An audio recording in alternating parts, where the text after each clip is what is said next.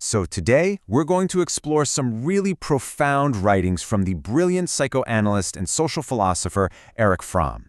The book is called On Being Human. Now, this explainer is filled with the most striking quotations from this work. I mean, these are lines so powerful, they're probably going to make you want to pick up the whole book right away. Fromm just has this incredible way of cutting right to the core of our modern condition. All right, let's just jump right in with what might be Fromm's most chilling observation. He writes, "In the 19th century, one could say God is dead. In the 20th, one must say that man is dead." Wow, I mean, that's a shocking thing to hear, right? But of course, he's not talking about a literal death. He's talking about something spiritual. He's sounding the alarm about what's happening to our very humanity in this modern age.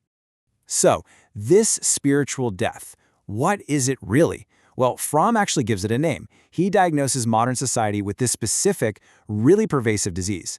Let's dig into that diagnosis. And at the heart of this disease, it's something he calls alienation. You know that feeling of being disconnected, like a stranger to yourself? That's what he's talking about. He says it's a state where we stop experiencing ourselves as living, feeling people, and instead see ourselves as, well, as things, as objects to be managed. It's like we've completely lost touch with our own humanity. And this is where his diagnosis gets really fascinating. He connects this whole modern disease to a super ancient concept, idolatry. Now, we're not bowing down to golden calves anymore, right? But Fromm argues we've just found new idols. We worship the state, technology, corporations, all these huge systems we've built. And when we do that, we actually project our own human powers onto them, and suddenly they seem all-powerful. And this creates this really dangerous feedback loop. Here's how Fromm puts it. The more powerful an idol becomes, the poorer I become, and the more I'm dependent on it. It makes perfect sense, right? The more power we give away to these things we've created, the weaker and more empty we feel. We end up depending on things outside of ourselves for our own sense of worth and purpose. And you know what?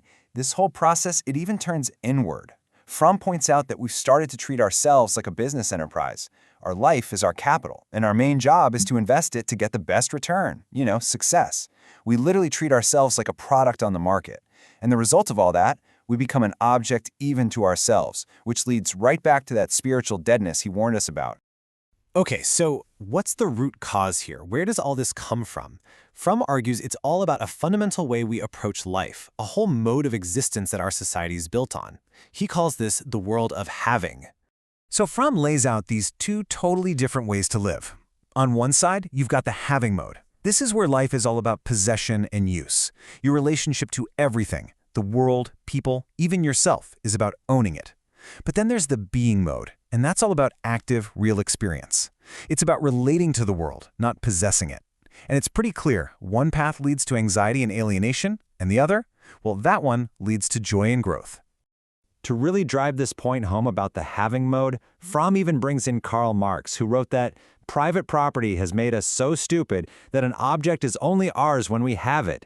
I mean, that just perfectly captures the huge limitation of this way of living, doesn't it? If the only way we can relate to something is by owning it, our experience of the world becomes so narrow. But look, Fromm doesn't just leave us with this gloomy diagnosis. He also offers a powerful prescription, a way out of all this alienation. And this is what he calls the promise of being. So, that's the big question, isn't it? If this world of having is making us sick, what's the alternative? How do we actually break free from this cycle of alienation and, idolatry? Fromm's answer is incredibly bold, and it's crystal clear.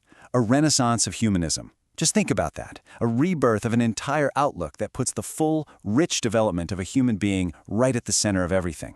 It's about a massive shift in our values, away from just production and consumption and toward actual human growth.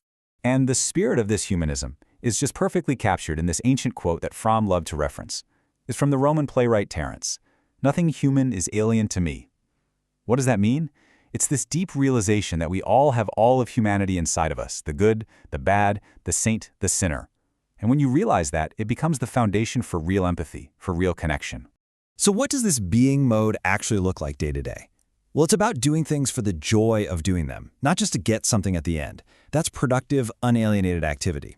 It's about really developing our ability to love, to think for ourselves, and to build relationships that are based on real trust. And ultimately, the whole goal of life just shifts. It moves from having a lot to being a lot. All right, so as we get to the end of Fromm's analysis, he leaves us at this huge crossroads. He doesn't see our situation as some slow, gradual decline. No, he frames it as a stark, incredibly urgent choice. A choice for the entire future of our species. He boils it all down to this. The choice is between barbarism or humanism. It's that simple. Either we keep going down this path of alienation, where we just become lifeless things controlled by other things, or we consciously choose a rebirth of human values. For Fromm, there's really no middle ground. And to really leave us with this thought, Fromm uses a quote from Ralph Waldo Emerson. Things are in the saddle and are riding mankind. Just picture that for a second. That's the haunting reality of the having world. It's this image of all of us, of humanity, having completely lost control, becoming a tool for the very things we created. It's a powerful, powerful final warning about just how high the stakes are. You know, Fromm's words are just so powerful, and they feel just as relevant today as they did when he first wrote them. So I'm curious, which quote or idea that we talked about really hit you the hardest? Let me know down in the comments. And of course, don't forget to subscribe for more deep dives into these kinds of transformative ideas. Thanks so much for watching.